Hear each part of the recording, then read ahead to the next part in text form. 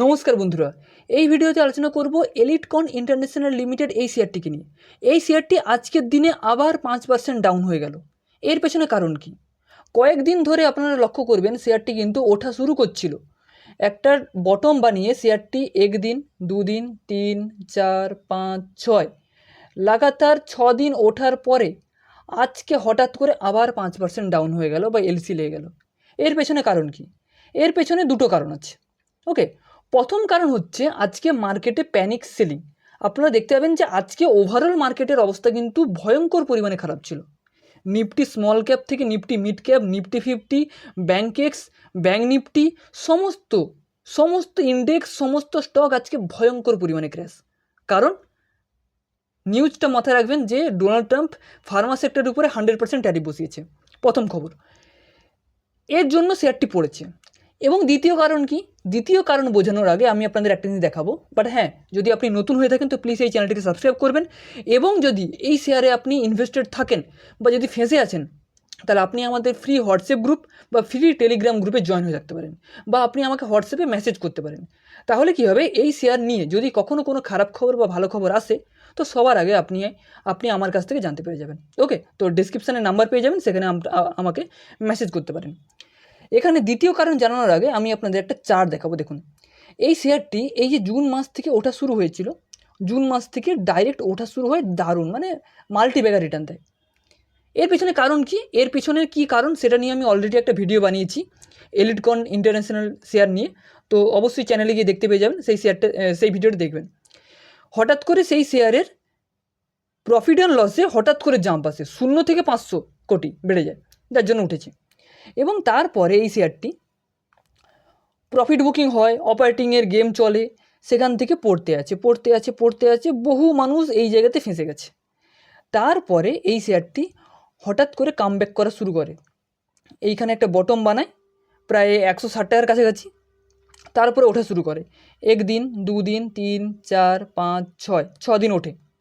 এবারে ভাবুন যে কোনো শেয়ার যখন টপ লেভেল থেকে এতটা পড়বে, তারপরে সে যখন উঠবে, সেই ওঠার পেছনে কোনো স্ট্রং কারণ থাকা দরকার। যদি কোনো স্ট্রং কারণ না থাকে তাহলে শেয়ারটি কিন্তু খুব বেশি দূর ছুটবে না, পড়বে। তো যখনই এই 6টা দিন, বড় করছি, যখনই এই 6টা দিন, 1 দিন ওঠা শুরু করে, 2 দিন ওঠা শুরু করে, 3 দিন ওঠা শুরু করে, তখন সবাই আশা করছিল, যারা এই কোম্পানিতে ইনভেস্ট করে আছে, যে কোম্পানির তরফ থেকে কোনো না কোনো গুড নিউজ বা কোনো না কোনো খবর আসবে, যার জন্য হঠাৎ করে কোম্পানিটি মানে যেখানে শেয়ারটি পড়ছিল সেখান থেকে আবার ওঠা শুরু হচ্ছে। মানে আমি আপনাদের কি বোঝানোর চেষ্টা করছি, যে এই শেয়ারটি তো এইভাবে পড়ছিল, তারপরে উঠছে, নিশ্চয়ই কোনো না কোনো ভালো খবর আছে যার জন্য শেয়ারটা উঠছে।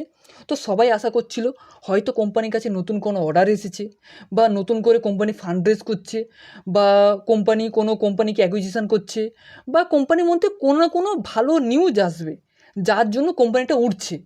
কিন্তু যখন সবাই দেখলো যে 6 দিন হয়ে গেল, 1 দিন, 2 দিন, 3, 4, 5, 6 দিন হয়ে গেল, কোম্পানির তরফ থেকে কোনো নিউজ, কোনো ভালো খবর, কোনো কিছু এলো না। তার ফলে সবাই ভাবলো কি, যে এটা অপারেটরের গেম। অপারেটর বলতে বড় বড় মানুষ যেই শেয়ারকে ওঠায়, সেইভাবে ওঠাচ্ছে। তো এবং আজকে মার্কেট খারাপ ছিল, এই দুটো সিনারির জন্য কিন্তু আজকে শেয়ারটি পড়েছে। বোঝা গেল? এরপরে আপনারা কি করবেন?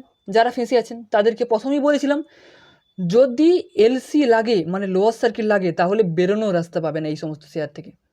যে যত লস আছে বেরিয়ে যান। ভাববেন ভুল কাজ করেছেন, এই সমস্ত খারাপ শেয়ারে ইনভেস্ট করবেন না। আপনারা টাকা নিয়ে এই সমস্ত ভুলভাল শেয়ারে ইনভেস্ট করছেন, এটা সম্পূর্ণ ভুলভাল স্টকস। ফান্ডার কোনো মেন্টাল নেই, ফান্ডামেন্টাল আপনি দেখলে কোনো কিছু ভালো খুঁজে পাবেন না। তো এই সমস্ত শেয়ারে থাকাটা কখনোই উচিত নয়।